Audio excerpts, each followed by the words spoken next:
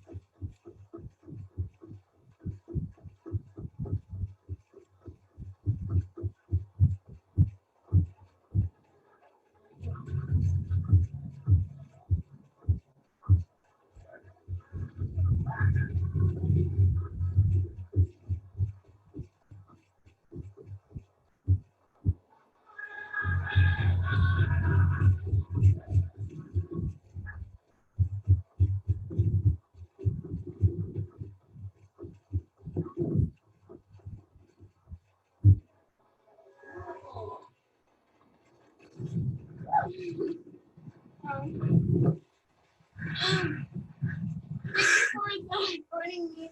I hope that I inspired you in a good way. I just want to encourage everyone to be safe and to keep praying for the world.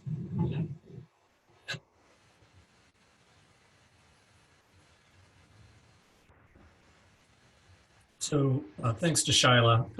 Seeing Shyla dance reminded me of a quote from a book I really enjoy. It's by Jonathan Lear. It's called Radical Hope, Ethics in the Face of Cultural Devastation. Lear is writing about the Crow Nation's courage and radical rethinking of what courage and hope is and means in the face of the crushing onslaught of colonization. Basically talking about redefining courage. And what he says is, it's one thing to dance as though nothing has happened. It's another to acknowledge that something singularly awful has happened, the collapse of happenings, and then decide to dance.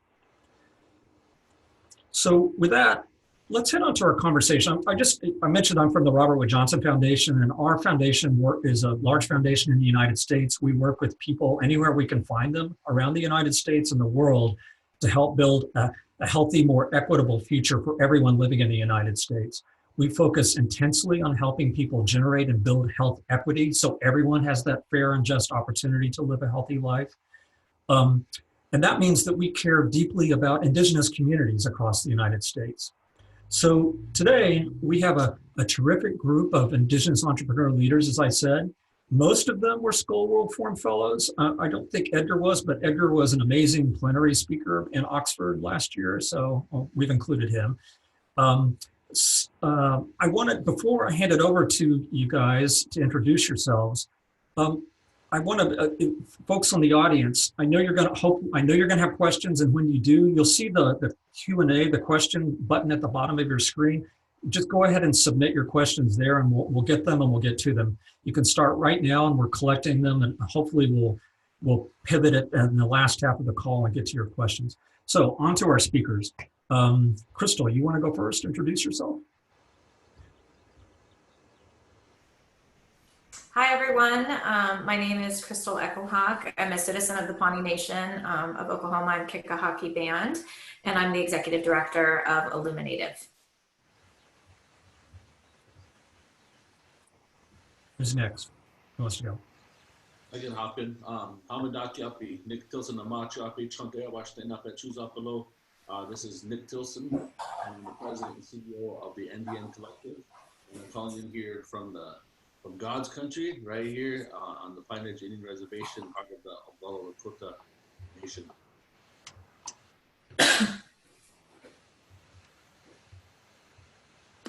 Happy to jump in. Good afternoon, everyone. My name is Edgar Villanueva. I'm an enrolled citizen of the Lumbee Tribe of North Carolina. I'm speaking with you today from my home in Brooklyn, New York. I serve as the Senior Vice President at the Schott Foundation for Public Education, as well as the founder of the Decolonizing Wealth Project. Eric. Anin Bujuga Kinawia. Good morning, my relatives. My name is Eric Broad. I'm a physician, and I'm currently calling in from my office at the hospital at Oregon Health and Science University in Portland, Oregon. Great, thanks everybody. So let's just jump right in here. I'm just going to throw a couple of questions out to the group, and you guys can go around the horn and just quick reactions, or however long you want to spend on it. But it's sort of building on that sort of hope theme from Lear's quote. I just want from each of you, like, we're going through this incredibly painful time, both at society at large, around the world, and then specifically in Indigenous communities. What is your highest hope as we go through this for Indigenous people? And then the flip of that, what's your worst fear, your most major concern?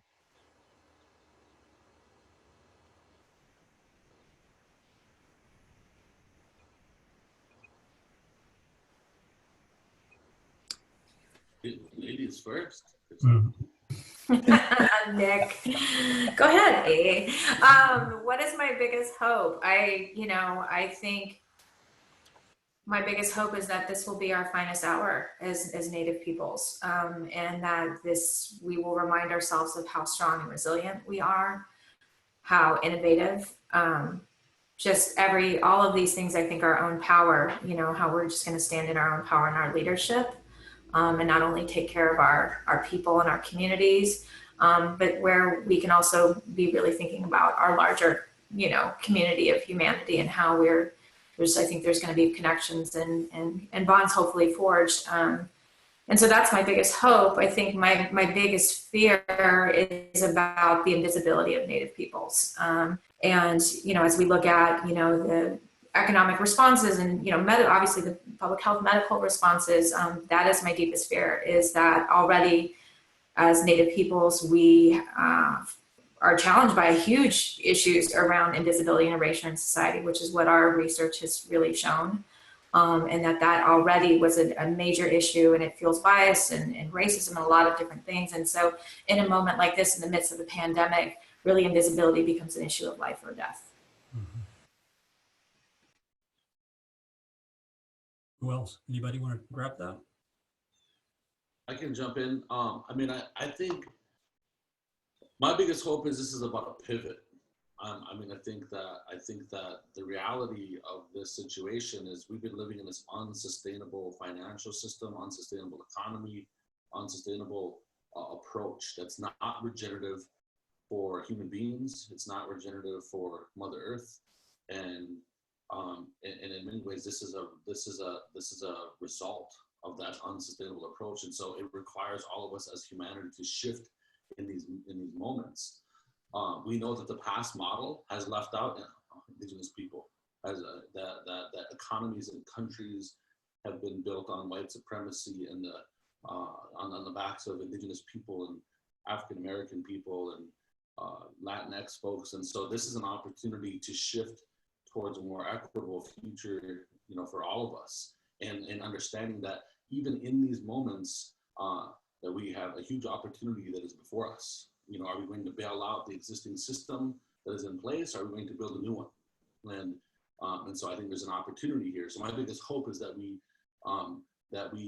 we're stronger from this, and that also it allows us to achieve many of the things that our organizations, our communities, our tribes, our nations have set out to achieve before this was happening, and to because we're not just doing it for ourselves, but we believe that moving towards a more regenerative based economy and system is better for all people and Mother Earth. In the second half of the question was the biggest fear. And my biggest fear is that we don't. My biggest fear is that Indigenous people are left unseen in this.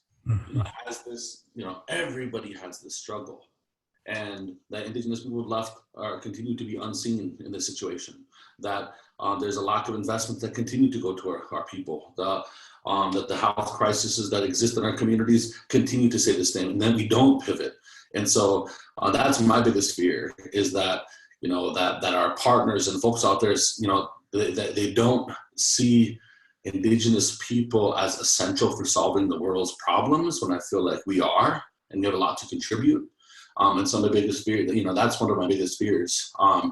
And then just the other one is really about, it's about the threat of this disease to our elders, and the correlation that, average age of Indigenous speakers about 71, 72 years old. That's how I know that's the age on Pine Ridge here.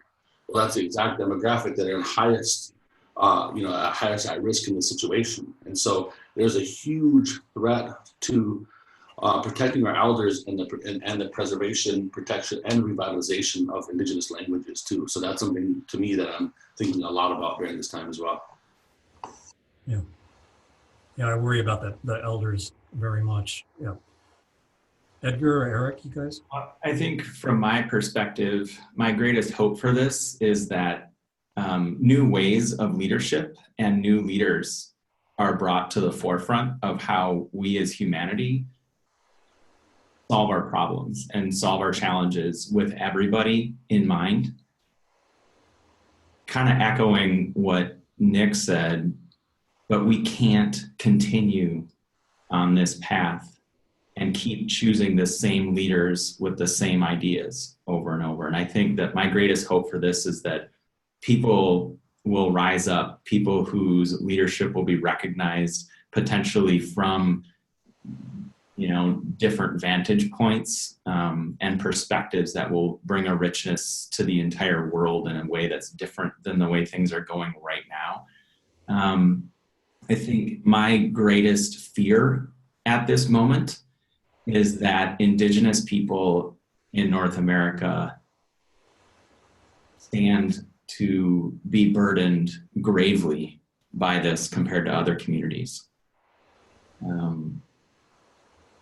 Indian country, as far as like health resources and other resources, is already like overtaxed and overstretched. And I think that in this time, we stand to lose way more people and to suffer the greatest in North America from this, just given the trends that we're seeing right now. That's my greatest fear. Yeah.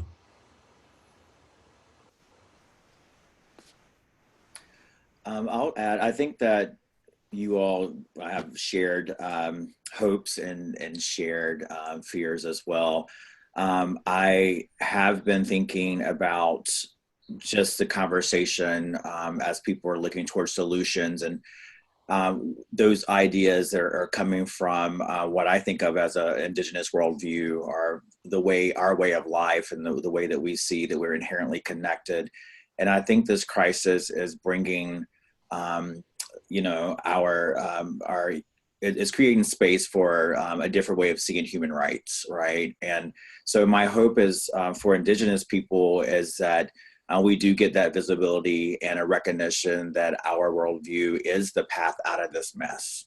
We've always known we are resilient people. We have survived pandemics through the generations, and genocide and horrific traumas in our community, but we're still here.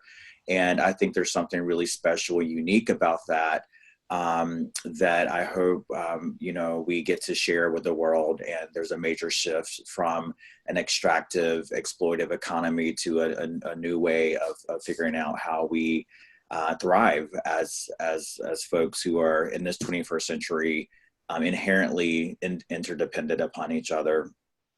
And I think my fear is that, hopefully we survive all of this to be here to lead that way. I am gravely concerned about how vulnerable our communities already were before this pandemic, with many communities having a lack of access to safe water, a lack of access to healthy and fresh foods, a lack of access to high quality medical care. And so I know the folks on this call have already been working around the clock to move resources and support to our communities who are already marginalized by government support, marginalized by philanthropy, and many of those who control access to power and resources. So my fear is that in all of this, with so many needs being brought to the forefront, that we will get pushed to the bottom. Because if anything, for me, this pandemic, this moment of crisis has really exposed the inequalities in our system in a way that are super concerning. So that's my fear, but I'm also hopeful because I know that we're going to make it through this. We always do. Okay, thank you. Thanks to all of you. There's so many ways to go. A part of me wants to pick up on that thing about meaning and Indigenous people helping us all sort of find meaning in what we're going through. But I think instead, let's hold that. Let's go to the immediate sort of need question. And I want to start, Eric, with you as a physician on the front line out in Oregon. Like, what are you seeing? What are the sort of in the healthcare system? What are you seeing that? And your just comment on the immediate need from the healthcare provider professional perspective in Indian country. What can you share? Well, I think just speaking generally right now, we have a workforce challenge or like a workforce crisis. Even within the larger hospital systems, like how we're trying to train people up from what may be their normal scope of practice to being able to do things that they did during training and or for a few years out of training. I'm thinking like people who normally see people in clinics to transition to being acute care providers, or people who are acute care providers transitioning into doing more critical care and ICU level care. The workforce demands and challenges, kind of categorically, Indian country or not, is a big issue right now. Like, we do not have, especially if providers start getting sick, it's very concerning being able to maintain a workforce 24 hours a day, not just during daytime hours, but also nighttime hours becoming a big issue. When you think about like Indian country, the provider vacancies in our region are pretty significant. And so if you already have decreased access to care at baseline, when you have a surge of illnesses or critical patients, et cetera, you already have a system which is not ready and is not able to take care of the needs of people. And that's going to result in increased morbidity and increased mortality. I think the other element that's been noticeable here is that we do not, in Indian country, do not have the same access to testing for COVID-19 and the virus. Things are a lot more limited. And then even having the basic personal protective equipment has also become an issue almost from day one. Crystal, Nick, Edgar, do you guys want to add something from like the not the healthcare professional, but sort of the community need sort of angle? What are you seeing? Yeah, I'll jump in. I mean, I think I just got off the phone with my aunt, and citizen of Pawnee Nation, and, our tribe has laid off the majority of its workforce, both economic development, but also tribal programs. And, most of our people work at minimum wage or just above minimum wage. So they were already struggling, and then to be laid off, is a huge issue. And really talking with my aunt that, some of our elders, their monthly income is $400 and $600, and they might be relying on relatives who kind of contribute to that maybe now can't. And so to me, I'm deeply worried because, to Eric's point, the testing is just almost non-existent in our communities. And I think IHS, here in Pawnee, there was a story of an Oto woman who got bounced between IHS and an urgent care and was misdiagnosed several times before she was finally diagnosed with COVID-19 and her suffering, right? So I worry about, the lack of testing that's not going on in our communities, but the economic impact. Literally every tribe in the country has had to shut down its all its economic enterprises. And are those economic enterprises, from gaming to our business, different businesses that our different tribes operate, that's what funds core services for our people. And so with all of those shut down, that is revenue that, tribes are barely able to kind of continue on with some really critical services for our people. So that economic impact is being felt everywhere. And even though, I think last looking at, I think we have maybe about 230 cases that have been so far, caught in the IHS system, I'm sure there's a lot more. But I think the most immediate thing we're going to start to see is this economic impact. And I think it's something we really need to be mobilizing around and paying very close attention to. Yeah, I can add to that too. I think, you look at already overwhelmed tribes and tribal leaders, right? We were just on the call yesterday, and there's a good report going around that was prepared by Burton Warrington, breaking down the funding opportunities that exist for Native communities. And although that the bill is actually, the latest bill is a good bill, it includes a lot of opportunities for Indigenous communities and tribal communities. Those tribal communities positioning themselves to take most advantage of those resources. Some of them will come directly to the tribes and into the organizations, but many of them you have to apply for. And many of the tribal leaders and the people on the ground are dealing with, people constantly coming to their house, people, dealing with immediate things in there that, worrying about how those tribes are going to be able to be able to pivot, take most advantage of what's before them is really, really important. And then you take all the existing health problems that already exist, right? When you look at diabetes complications, and you look at the need for those services that many people are not being able to access. And then you layer that with systemic work that has been existing in any country for a long time. I mean, we are on the front lines of fighting the KXL pipeline up here in South Dakota. And guess what? The pipeline companies that we're fighting have not made a decision to slow down the construction of man camps and in the building of this pipeline. In fact, Alberta, the Alberta, Canada just financed a new $1 billion loan the other day to TransCanada. And so we're in the situation where we're going to be having to fight these pipelines in the front line and continuing our existing work in the landscape that we're in today. And therefore, the risk that comes with that. And so that we have to be careful of how the extractive industries and those trying to destroy and erode Indigenous people's rights are also using this opportunity to be able to move their agendas forward. The amount of anti-protest laws and things that we've seen passed while this is happening in this country right now.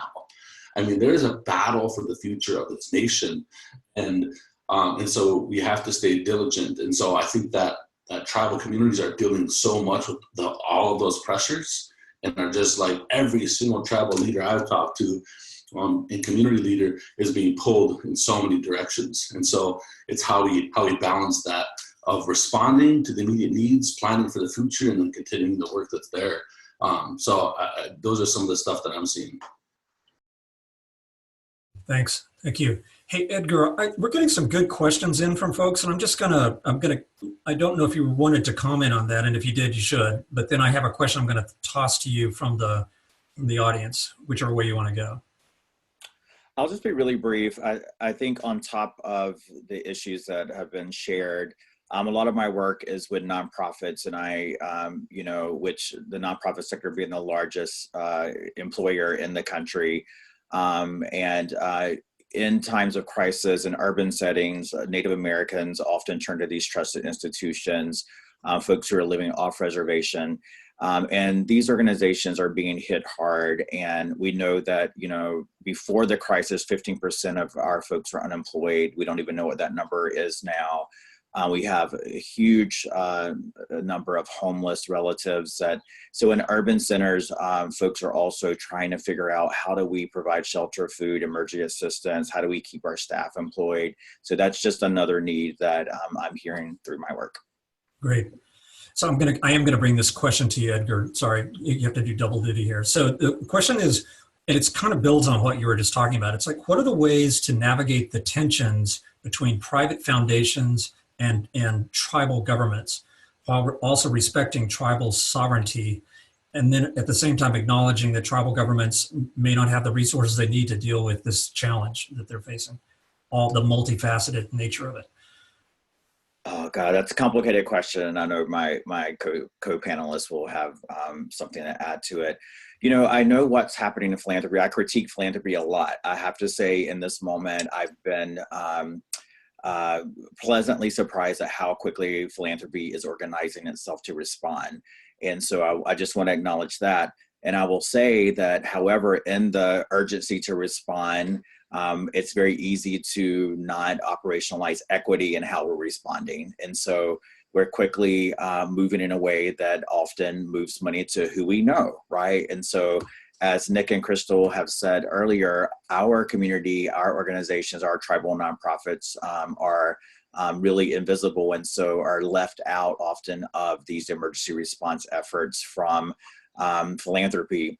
And then we absolutely have a gap in relationship building that has already happened and cannot be accelerated probably in this moment, because tribes are busy trying to take care of our communities. They don't have the time and right now to spend in building the relationships necessary often to get that money from philanthropy. So the quick response to that, what I'm saying to funders, is to go to Native-led intermediaries like Indian Collective, like Illuminative, like Decolonizing Wealth, where we have those relationships in place now. We are positioned to move money, and we have to move with a spirit of trust. So we are in a crisis moment. We have to put aside all of the way that we typically do business and find, understand what the needs are and trust those who are on the front lines of moving those resources. Crystal, you want to add to that? Yeah, no, and just to, again, really reiterate, this is the time to lean into partners like, Edgar just highlighted, and to really look at how those intermediaries not only can make resources flow, but also make introductions. But I think, this is a time, where on the ground, like our tribal governments in many ways we have to make sure they have a seat at the table as we're thinking about moving resources. And so if there's anyone that wants to get a hold of a tribe and look at how they want to work for a tribe, call us as well. And there's ways we can set up introductions with NCAI and a lot of others who have those really close relationships, because I think, for good reasons, oftentimes tribes, they have never dealt with philanthropy. There's no relationships there. So, it's kind of hard to cold call somebody and say, hey, I'm going to come help you. And so, but I think that, again, intermediaries can really help foster introductions, really kind of help to think about what's a great way to really be of service and be a partner to a tribal government as well. I can add to that comment a little bit, and I put some comments in the chat box here. This is something Indian Collective has been actively working on, and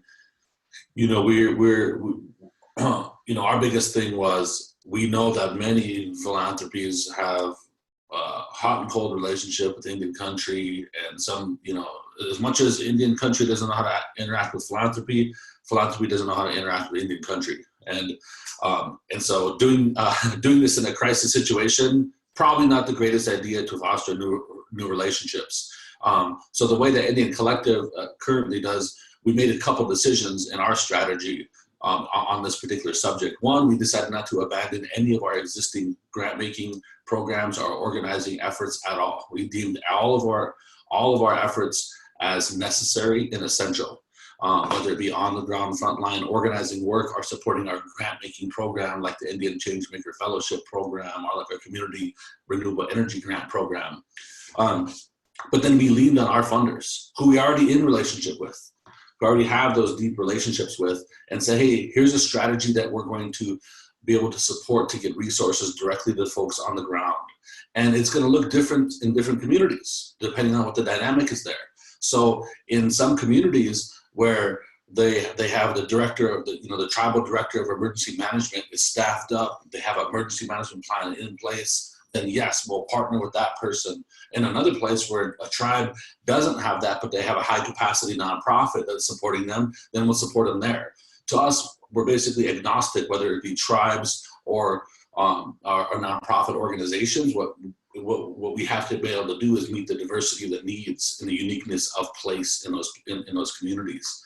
And so we were able to lean on some of our philanthropic partners, and we launched a goal of having a $10 million goal for this fund, and we've raised about $1.5 million or so in the past week and a half. And we really haven't announced this to Indian country yet, because part of the reason why is because I want to make sure that we actually have resources to be able to deploy before we announce things, because it's also about managing expectations. And I think that's one of the biggest things with working with tribal leaders and Native communities, is the management of those expectations too. And so being able to say, here, when we roll this out, we already have money in the bank to move money quickly. And so we'll be making that announcement of that fund within the next week at the absolute latest, maybe even less, maybe even in the next couple of days. Great, thank you. A couple questions. I wanted to go to Crystal and Eric, and I'm sort of pulling on this thread, and there's a question in the queue along these lines too, about the visibility, invisibility issue. That obviously it's a background problem all the time, and it's, as you said earlier, Crystal, it's particularly acute now. And then Eric, you have, in addition to being a physician, you're also an entrepreneur with an effort to use storytelling to sort of highlight Indigenous health professionals and tell that story, make them more visible. what are practical ways to sort of address this invisibility issue, you guys? Yeah, I mean, we really, from a number of different ways. I mean, there's been very little media coverage of what's happening in Indian country. I think, Navajo is starting to see some coverage. I think it was on the front page of the LA Times the other day, but really, I mean, very limited coverage. So we really need to be organizing and really pressing to make sure that these stories are being covered. These are important stories that we need to uplift. And I think we really need to look at how we're really working with tribes and Native nonprofits and communities to really build their power around strategic communications. Really, we have to be just putting on full blast what is happening in our communities, right? And in terms of the impact and our needs, but also people need to hear about the innovative ways that we are fighting COVID-19, right? And there's the example of Lummi up in the Northwest and what they've been able to do with their medical system up there that's actually sort of innovative and was outpacing others, right? So we really need to tackle that issue because, our research found that nearly 80% of Americans know little to nothing about us. I mean, we are just, you look across the board, we are literally non-existence in the consciousness of Americans, and that's very dangerous, right? And you also see what little people do know is often nothing more than toxic stereotypes and kind of these false narratives about, natives don't pay taxes, right? And we just get all these free government benefits and checks. And there's actually a whole narrative now with this stimulus package and the $10 billion earmarked for Indian country. You've got, someone from InfoWars out there putting on blast that why are we giving Native Americans all this money when they already get all this free money anyways, and sort of really playing into and fueling those really dangerous false narratives and stereotypes about what is actually in there, which actually has to do with our treaty rights, our status vis-a-vis the federal government and their federal trust responsibility. But the fact is that Americans didn't ever learn this in school. So it's more important now more than ever that we really are amplifying what is the truth, right? And fighting back against that, because that can be incredibly dangerous, right? And it also kind of plays in, I think, this lack of, our lack of our visibility. For example, the CDC has still not distributed the original $40 million earmarked for Indian country that was approved over 3 weeks ago, right? Navajo Nation, where they have the largest outbreak in Indian country, still has not seen any of those CDC resources. So if we don't fight back and really ensure that there is really good coverage and that we're amplifying what is happening, it's going to cost Native lives, and we cannot stand for that. I think despite one of the first cases outside of the focus of Seattle and the Pacific Northwest being in a tribal community here in Oregon, that really wasn't covered much. And the fact that the transmission and the focus of that was a tribal basketball tournament where hundreds, if not thousands of people went there. And so to be at some level misinformed and not have the resources, despite being on like the very front end of the experience here in the Pacific Northwest, has been challenging. I will say that almost a month ago, the Northwest Portland Area Indian Health Board, which is owned and operated by the 43 tribes of the Pacific Northwest, like Crystal mentioned, they became immediate players in this, and they became immediate leaders in that they realized that we would not be receiving the same amount of attention or resources for information. And so they launched a really aggressive COVID-19 in Indian country campaign to ensure that all the 43 tribes and urban Indian people in this region, as well as beyond, are informed about COVID-19 and its impacts. Now, two things that are a little bit along the misinformation line that I want to clear up. So if you're American Indian Alaska Native, because your family has survived epidemics and or pandemics in the past, does not make you immune to COVID-19. That's not true. Also, it's being put out there that that in order to be immune from COVID-19, a treatment is to burn cedar in your house. And because your relatives survived the pandemic and epidemic, and if you burn cedar in your house, you will be immune, and then you don't have to abide by social distancing. That is also not true. If you are African American, you can get COVID-19, and if you are Black, you can get COVID-19. So those are like 4 like misinformation campaigns that I don't know who is doing, but it is not true. Okay, like if you're American Indian, you're susceptible to COVID-19, and if you're Black or African American, you are also susceptible. Sort of raise a really interesting point, Eric, about misinformation and how to protect Indigenous people from misinformation. That's something to really think about. We're getting some questions about mental health, and it prompted me because coming into the call, Nick, I was looking at I think a blog post on the Indian Collective site on spiritual fortitude, and I was really struck by that, and it sort of dovetails with Eric's point about people thinking, you want people to use traditional practices and whatever kind to strengthen spirits and help everyone with that part of our existence get through this challenge.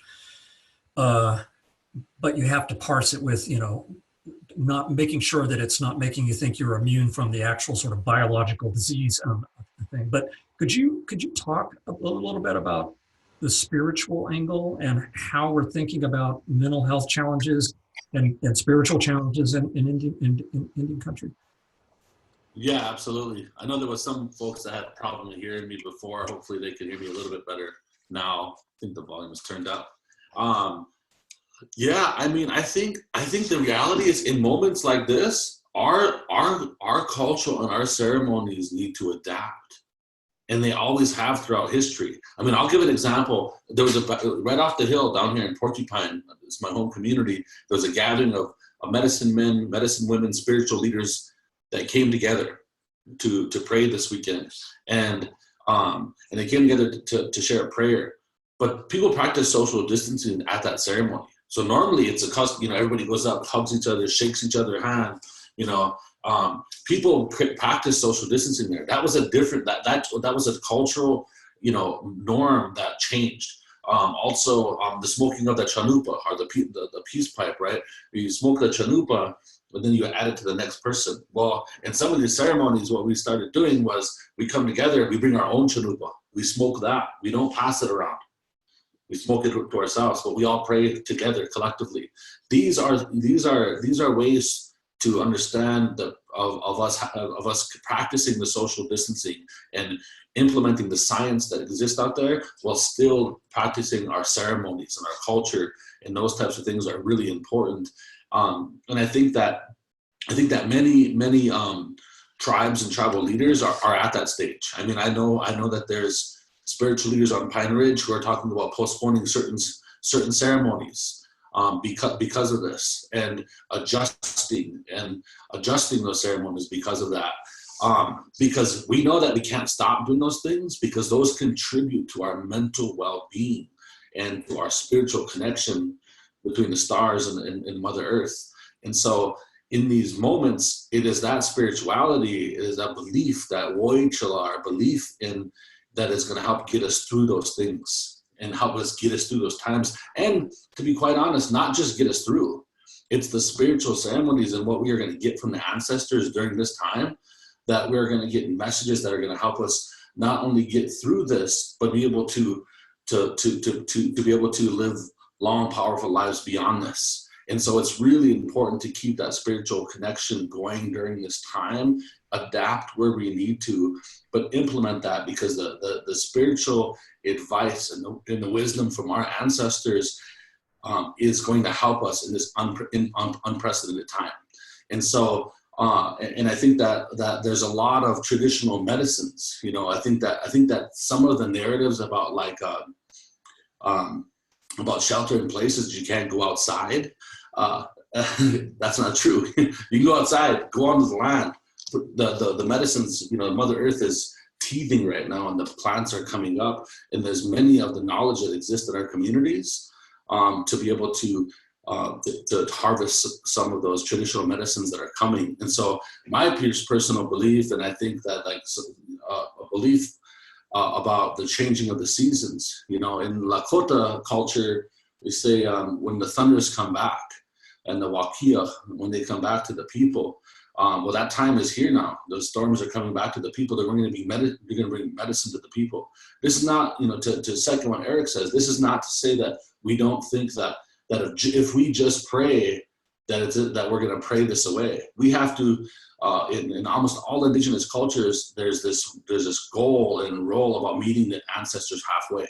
So we have to be able to, implement those ceremonies, but also implement social distancing, and we have to meet the Creator halfway, so that the Creator can do its job in helping us defeat this sickness together. And so I think all of these things are collectively contribute to our overall physical health, mental health, spiritual health, and well-being. Thanks. And I'd like to tag on to that really quickly. Again, just another example, my aunt said today, just because of where the stars are aligned, this is the day that the Pawnee people, we need to be praying for our seeds, right? And because we're trying to bring back those foods and those medicines. And so, but they're having to navigate some things today and get a little bit creative because of social distancing to keep everyone safe, but it's still going to happen. And I think, the other part of our mental health, and I think the medicine is so important, is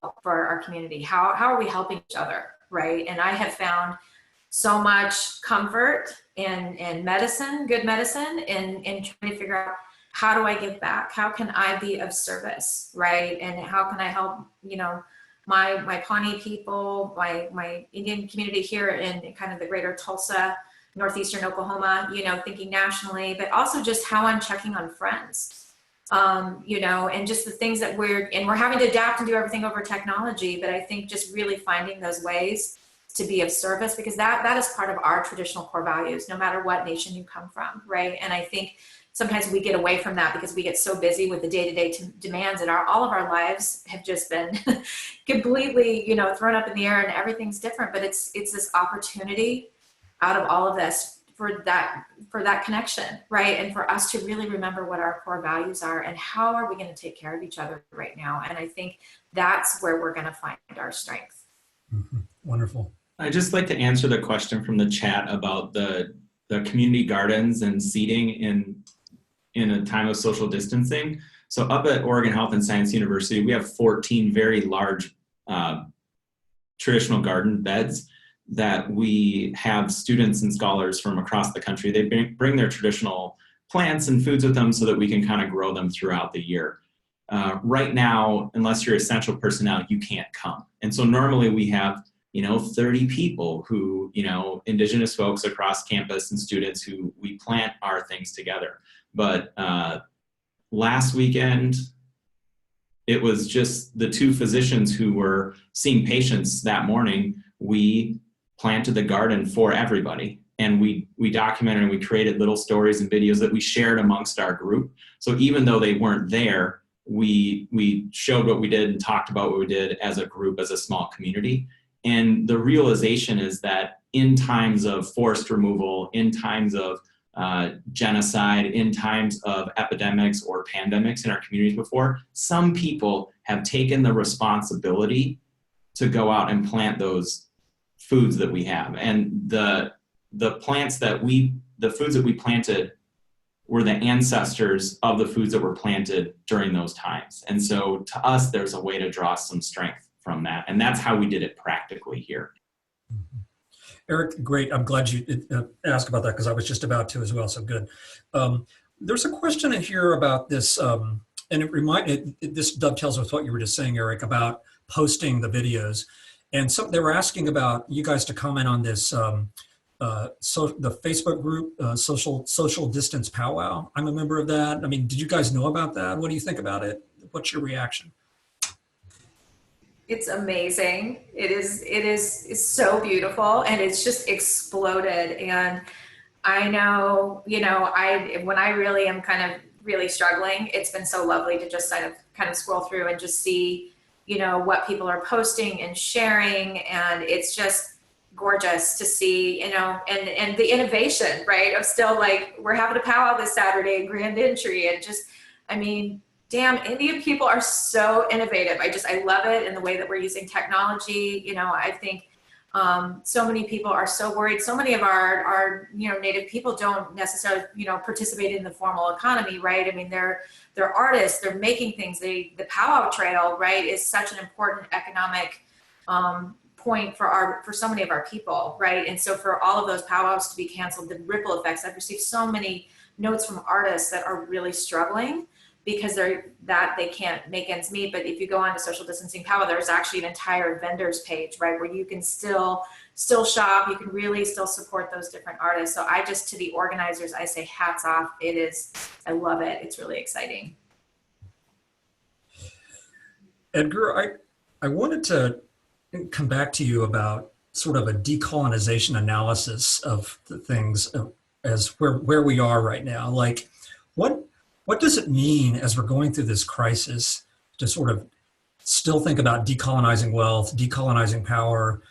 I mean, it seems really relevant, but it also seems like we have all these other urgent priorities. We just got to get these things done. Like, how are you thinking about that analysis, that critique these days? Yeah, I mean, I'm thinking a lot about it because in this moment where we are is a result of colonization in my mind. I in our economic system in the U.S., capitalism is absolutely, it's been fueled by this force through the generations of hoarding resources. Everything for me is through the lens of colonization, decolonization. So even the fact that I can't find toilet paper anywhere right now and people are hoarding toilet paper, I'm like, that is sort of our mindset, especially in the US, of hoarding resources, not sharing, approaching everything we do from an individualistic point of view, right? Folks who are not practicing social distance because they don't care about their relatives. These are all parts of our culture in the US especially that are the way that the default way of seeing the world, that we're not connected, that, mindsets of scarcity. And so I think now the opportunity as we kind of began this conversation is to really examine what are the opportunities to change that way of being, that way of existing around, extraction, hoarding, fear, scarcity. Those are all the dynamics of colonization that have resulted in so much trauma, not just in Indigenous communities, but in all communities, right? It's not serving any of us well. And what we're seeing in this moment is that communities that have been safeguarded from some of that trauma because of capitalism are now feeling that experience, right?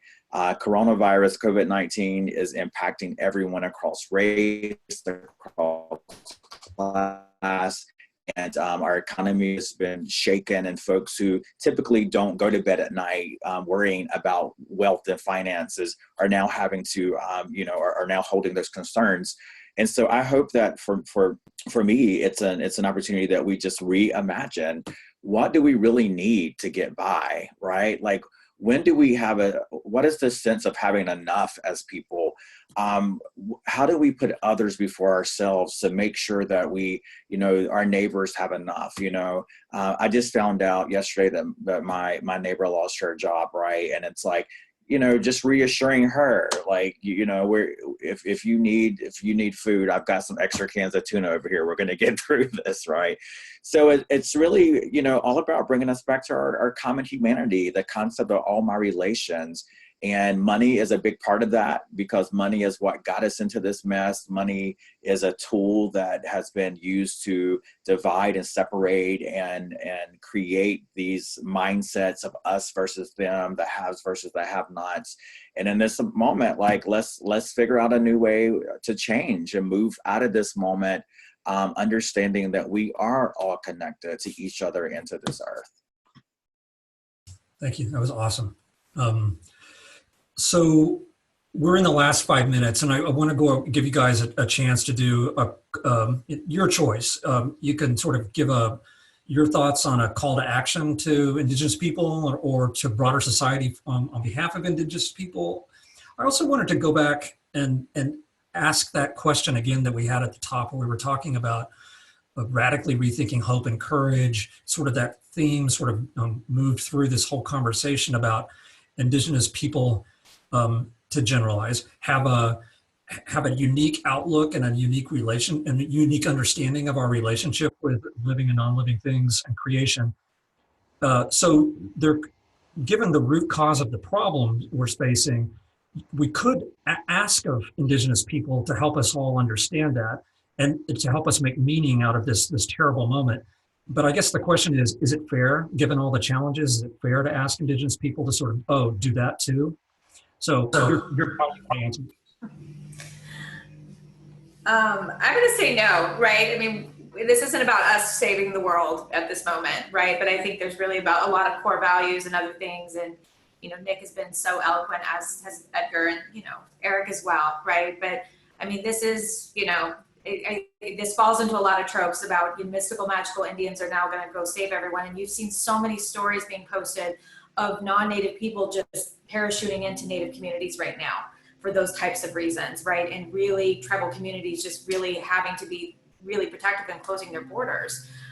So, I think we need to be cautious about that, but I think there are a lot to learn about our core values that the world can learn, but I would say right now, the biggest call to action is be a partner in making what's happening in Indian country visible. That is the call to action that I have for everyone on this. And, for Indian country itself, we need to get organized, right? How do we get organized and ensure that we are amplifying all of these stories, all of these needs, all this impact? This is a time for Indian country to stand up and stand together, right? And really be organized about how we do that. And we need our allies to step up and really be partners, right? And really listen to our lead about how, we need what we need, but also we also have Native-led solutions, right? And so it's being good allies means being good partners and listening. And so to me, that's sort of my call to action and hope for this. Awesome, thank you. Who wants to go next? We're down to 2 minutes. I can keep it short. This is Nick. I think the biggest call to action is to have a sense of urgency, and at the same time that responding and to keep thinking about change as opposed to charity, thinking about systems change, thinking about how we change the outcomes in our community, how we actually change the entire conditions in our communities because we're under this stress because of it. So I know it's hard to do that when you have all these things coming in, but my recommendation is for us to be thinking about systems change level and how we are continuing to challenge systems of white supremacy and power dynamics that exist in our communities so that we have more self-determination over our very future so that we can be the architects of our own future. And so I think thinking about those things in these moments is really important. And that will be my biggest call to action. Awesome, thanks. I'll just say that, support our self-determined way of doing our work and with a sense of urgency. I think that, you have several groups here on this call. We have other groups we can refer you to. This is a chance for us all. And it's not about charity, as Nick said. When we ask for resources, it's not about charity, it's about solidarity. We are offering a lifeline into your own humanity to be a part of giving so that you can find your own liberation from white supremacy. And so we hope that you take these resources to heart and join our efforts. Awesome. Eric, last word. More specifically, anybody who's watching this today, wherever you're at, try and identify or lean on what your gift to the world is, your gift to the community is, and just act on it. Do what you can today to make the world better. There's a lot of us who are facing some pretty significant challenges in the health care sector. And this is, like Edgar mentioned earlier, this is going to affect everyone, no matter if you're rich or poor, you have a bunch or you don't have anything. But what you can do today is recognize what your gift is and what your talent is and put it to use now.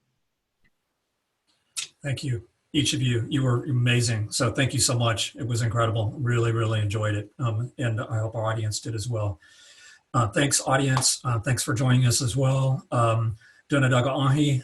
See you guys. Take care.